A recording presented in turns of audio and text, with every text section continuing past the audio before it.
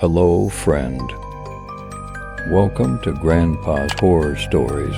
Don't forget to like, subscribe, and comment your own stories.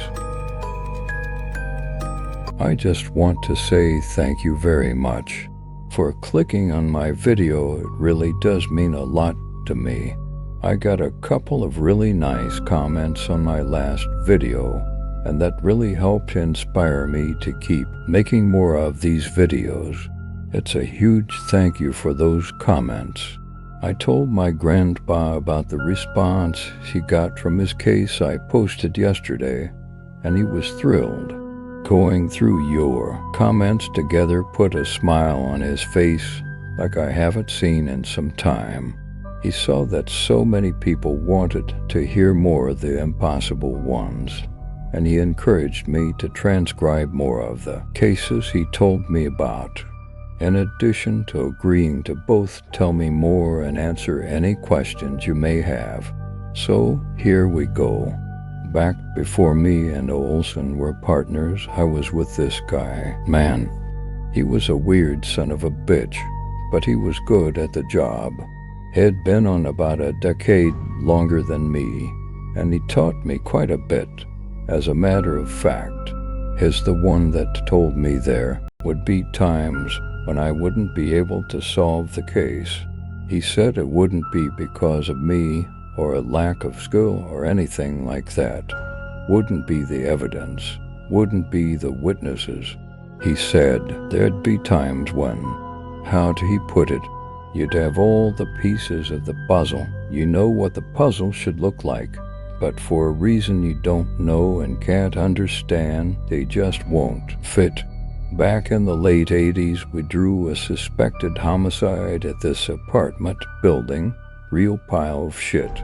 Neighbors had complained about a smell coming from one of the units, so some officers went to check it out. Ends up we get called.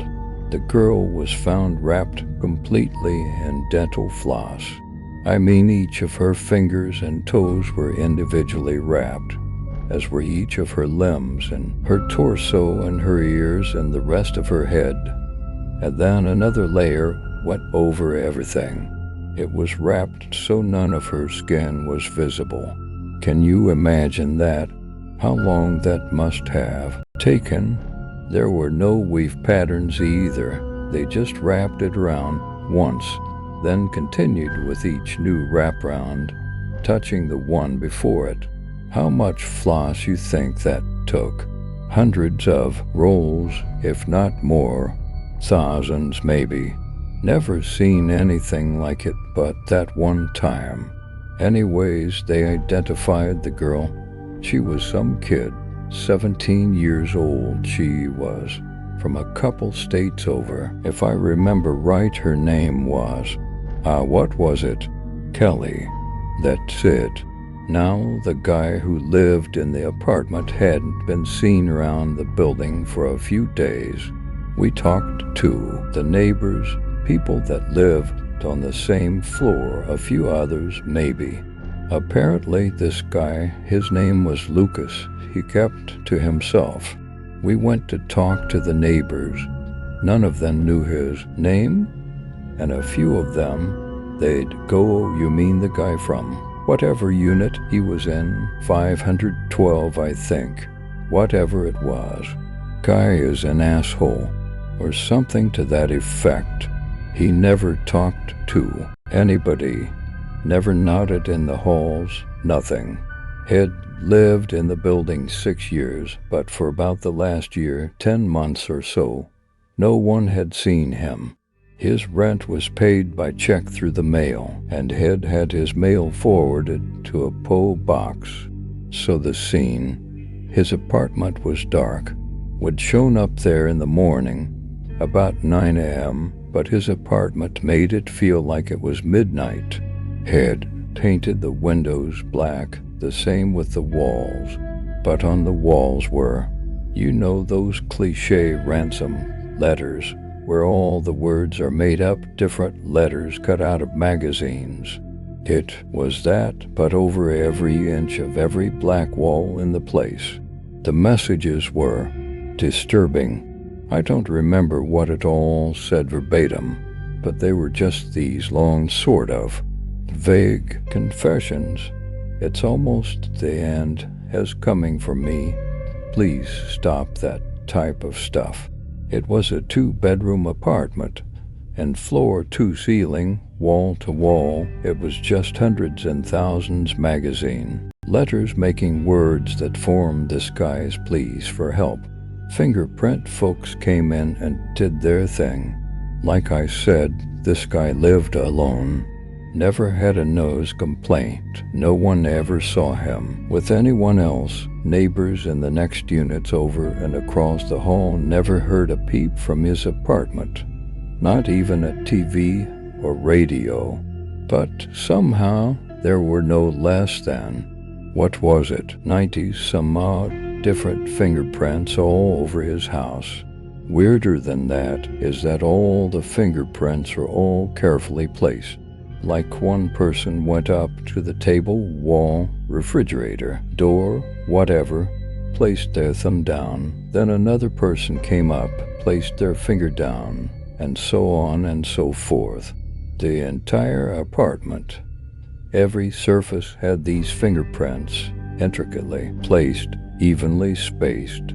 We found out that the only ones they identified two sets of fingerprints, one belonging to Lucas and another to a woman who had died in West Virginia in the early 60s, a few years before he was born. So the girl that was found dead in the apartment, she had no connection to Lucas that anyone could find. She also had no fingerprints on her, but it didn't look like anyone had intentionally wiped her down. They said she'd been dead about a week, and that the cause of death was, get this, suffocation by dental floss.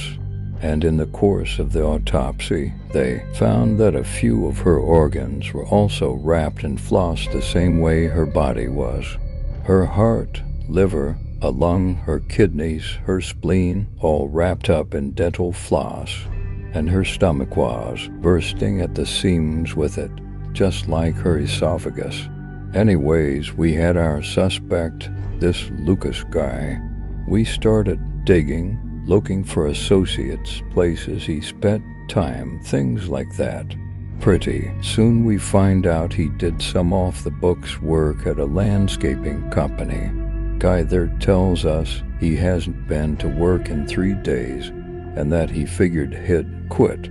We pulled a few more threads, but nothing seemed to pan out. It looked like this guy killed Kelly and then went off the grid. Then about a week and a half after we got the case, would put Lucas' picture everywhere, and if I'm not mistaken, the higher-ups told us all to tell everyone it was for a robbery. We started getting calls from different businesses saying Lucas had come in, stopped for gas, got a burger at McDonald's, picked up shampoo at a grocery store, all these menial tasks.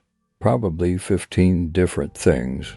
Problem was, he apparently did all these things at locations that spanned the whole city, and he did them all at the same damn time. 10:48 a.m., something like that. All the security camera footage matched up. His credit card records matched up. All the purchases happened at the exact same time, and they'll be damned if it wasn't him at the locations. Not lookalikes, but him. Now, a lot of this stuff I'm telling you, it's weird, yeah. When it all happened, that's really all it was. It was just weird, odd.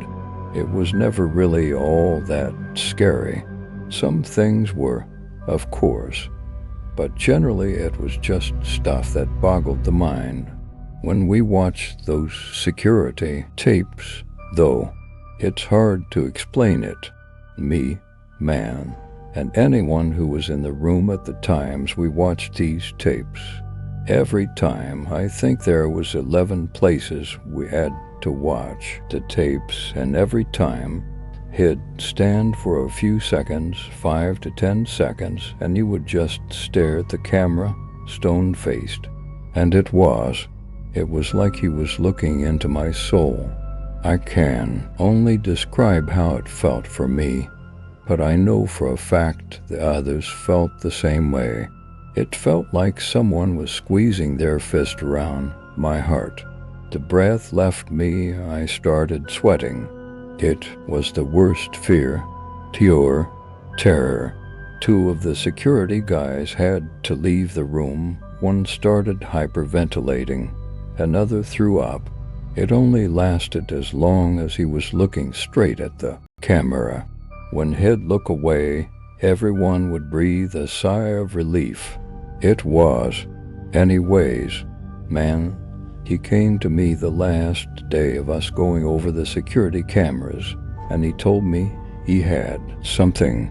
Son of a bitch had gone over the pictures from the apartment of all the magazine letters, and he found a pattern. There were certain letters that were written in a particular font. He put those through a cipher. What did he call it? CAA's Caserian shift. If you moved the letters around, I don't remember how many, 4, 5, something, it made a name that kept repeating. It was the longest of long shots. But we started looking into Bruce Hiller. Turns out Bruce Hiller has another apartment over in town near our own. We talked to the people there. They tell us is the nicest guy in the world. They don't see him much, but whenever they do, as polite, conversational, real good guy. His apartment is immaculate. I mean, it looked like he went over the entire place with a Q-tip every day, every hour. The building itself was decent, kinda run down, but his place, for what it was spotless. We go through everything, and pretty soon it's time to go check the basement storage unit. The way they were set up was they were just partitioned off with little wooden and wire doors. You could see into everything. In Lucas or Bruce's, whatever his damn name was, it was backed floor to ceiling with stuff on either side of the door. But we could see through the door. And there he was, towards the back of the unit with his back to us, reaching up onto a shelf. We could barely see him, just kind of make out his silhouette. The only lights down. There were single bulbs hanging from the ceiling with pull strings. We shine our lights in his unit, pull our weapons, tell him to turn around slowly and keep his hands up. He doesn't move. He just stays there, reaching up on the shelf. We move forward a bit, keep telling him to turn around, show us his hands, blah, blah, blah, but he doesn't move an inch. The building manager had a rapport with him, apparently, so we get him and he tries pleading with him to turn around. But Lucas just kept standing there with his arm up and his back to us. Manager unlocks the door. We get him moved to there. Now, this was a year or two before tasers really started catching on, so we didn't have that option. We inch our way towards the guy, and as we get closer, it becomes clear that when I say has not moving, I mean has not moving, is standing as still as a statue. Pretty soon we realize he's not breathing. We kept our weapons up, kept our lights on him, kept yelling all that shit. Did it by the book, but we got up to him and confirmed that wasn't breathing. We call in the troops. When it was time to move the body, they had to tip him. It was like rigor mortis had set in while he was reaching up to the shelf. It was his face, though. It was the most anguished, terrified look I'd ever seen.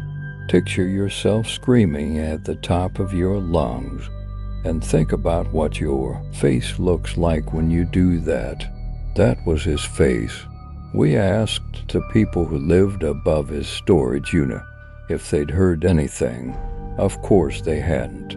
when man saw the guy, it did something to him. I mean, I saw Lucas' face. It scared the Christ out of me. No two ways about it. Gave me that same feeling as when we watched the security tapes.